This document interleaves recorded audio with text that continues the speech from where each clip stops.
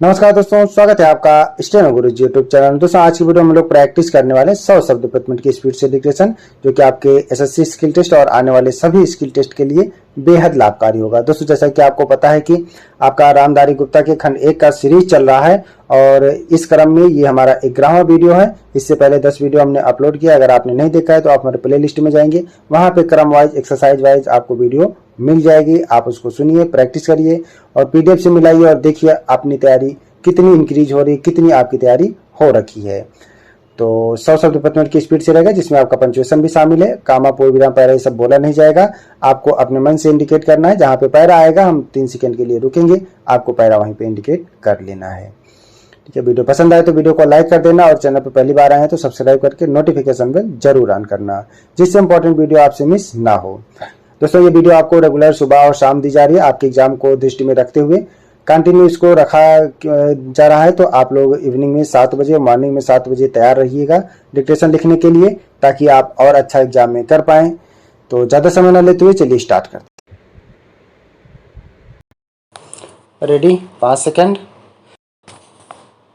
Start.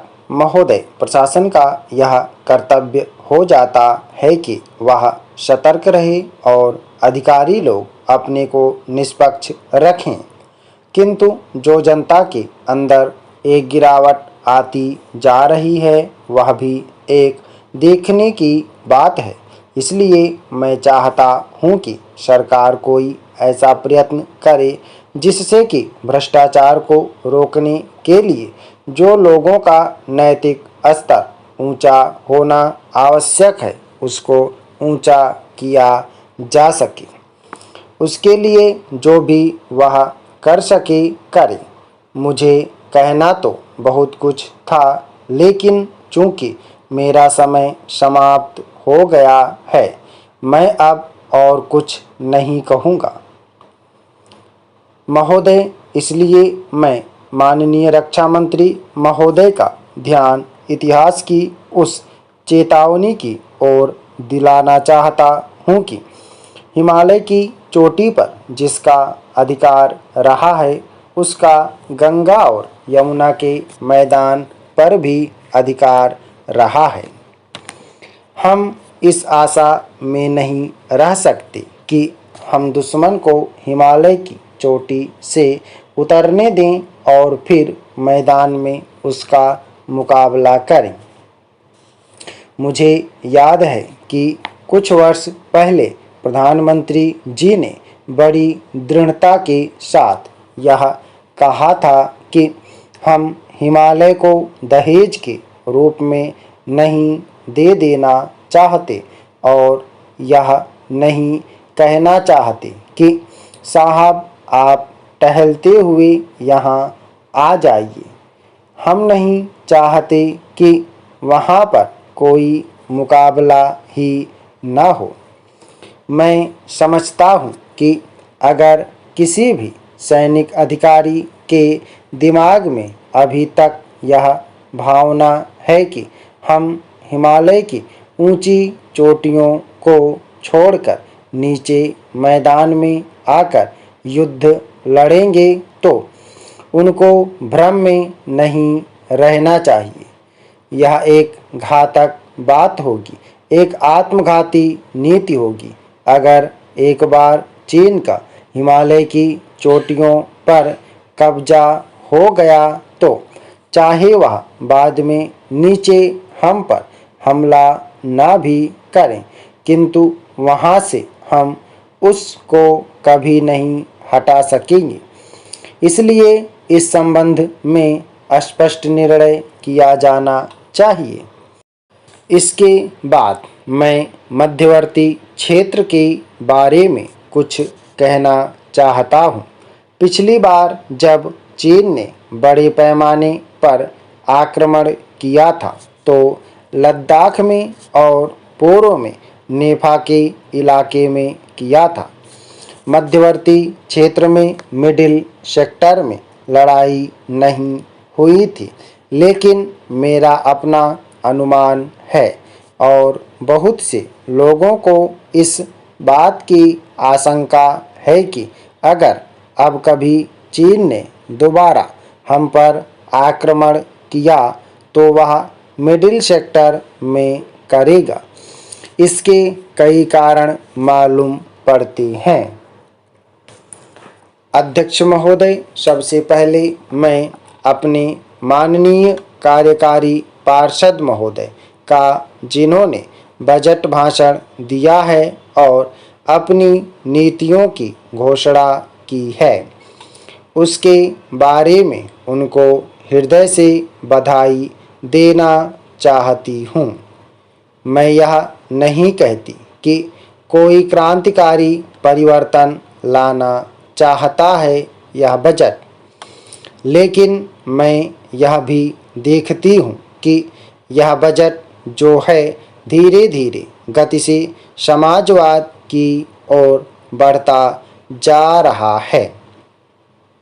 अपनी नीति से यह भूतकाल और वर्तमान दोनों को एक कड़ी में मिलाकर हमें उज्जवल भविष्य की ओर ले जाता है, ऐसा मुझे कहना है इस भाषण को पढ़ने से कि इसमें हमारा कोई भी वर्ग समाज का ऐसा नहीं है जिसे अछूता छोड़ा गया हो, क्योंकि भारतवर्ष एक कृषि प्रधान देश है और मैं यह समझती हूँ कि इस बजट के दौरान यह पूरी तरह से कोशिश की गई है कि ग्रामीण अर्थव्यवस्था को, जिसे हम अर्थव्यवस्था की रीढ़ भी कह सकते हैं, उस ढांचे में उस रीढ़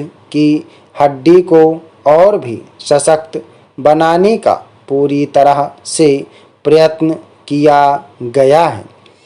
हमारे ग्रामीण भाइयों के लिए जो कोशिश की गई है इस बजट के अंतर्गत वह है उनको सिंचाई के लिए कुएं, गांवों में उनके लिए पक्की सड़कें, जिससे उनके खेत और घर दिल्ली के साथ जोड़ने की कोशिश की गई है।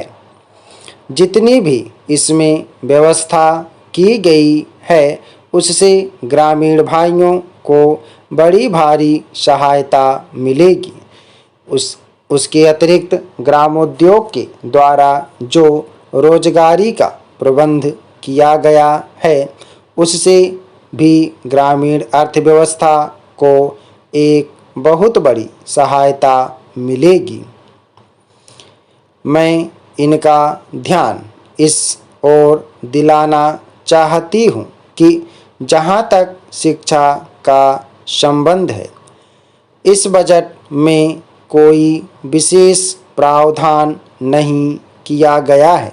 मैं यह नहीं कहती कि शिक्षा के दौरान ज़्यादा स्कूल न खोले जाएं, पर हमारी यह नीति होनी चाहिए कि भले ही स्कूल थोड़े खोले जाएं, पर सबसे बड़ी आवश्यकता इस बात की है कि शिक्षा की नीति में परिवर्तन की ज़्यादा आवश्यकता है, क्योंकि हम प्रजातंत्र में रहते हैं। प्रजातंत्र को अगर हमें सफल बनाना है तो सबसे पहले हमें ऐसे नागरिक चाहिए जिन्हें अपने अधिकारों और अपने कर्तव्यों का भली भांति ज्ञान हो।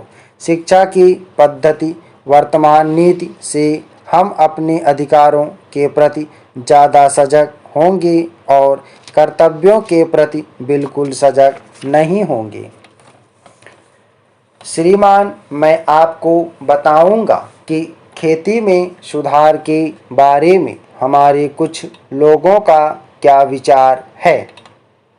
हमने विभिन्न दृष्टिकोणों से अलग अलग विचार किया है, विशेष रूप से सबसे ऊंची सीमा बांधने तथा सहकार के प्रश्न पर, किंतु हम अनुभव करने लग गए हैं कि दोनों का आपस में गहरा संबंध है। अगर हमारे देश में बड़े बड़े फार्म होते तो यह कल्पना की जा सकती है भले ही आप इससे सहमत ना हों कि उनका कार्य संचालन दक्षता से होता और उत्पादन भी बहुत बढ़ सकता और साथ ही साथ आधुनिक तौर तरीकों का विस्तार हो सकता। भारत की मूल समस्या यह है कि यहाँ जोत की भूमि छोटी है और टुकड़ों में बटी है। साधारण तौर पर मैं कहूँ कि यह 1 या 2-3 एकड़ है। इतनी छोटी जोत की भूमियों से हमारे किसान केवल अपना काम भर चला सकते हैं, लेकिन आधुनिक तौर तरीकों को अपनाने में बहुत कम प्रगति करेंगे। अब सबसे ऊंची सीमा बांध देने से ऐसा भी हो सकता है कि कुछ एक जो बड़े फार्म हैं उनमें काट छांट हो, जो कि प्रयोजन भी है। अगर आप चाहते हैं कि प्रगति हो और आधुनिक तौर तरीकों का प्रचलन हो, तब तो ये जो अनगिनत छोटे छोटे फार्म हैं इनको सहकारी ढंग से चलाना है, जिससे कि वे आधुनिक उपायों का लाभ उठा सकें। समाप्त। ओके दोस्तों, आप लोग इससे प्रैक्टिस करिएगा। सभी लोग मैटर को प्रैक्टिस और ट्रांसक्राइब करेंगे। जहाँ पे पंक्चुएशन आया है, यानी कि जहाँ पे पैरा आया है, वहाँ पे हमने 2 सेकंड के लिए रुके हैं, तो आपको पैरा इंडिकेट कर लेना है। और पंक्चुएशन लेके 100 शब्द प्रति मिनट की स्पीड से है, पर 10 मिनट का डिक्टेशन है। सभी लोग मैटर को प्रैक्टिस और ट्रांसक्राइब करेंगे। उम्मीद है कि दोस्तों वीडियो आपको पसंद आया होगा, तो वीडियो को लाइक कर देना। और अगर अभी तक आपने हमारे चैनल को सब्सक्राइब नहीं किया तो प्लीज़ सब्सक्राइब करके नोटिफिकेशन बेल ऑन करना।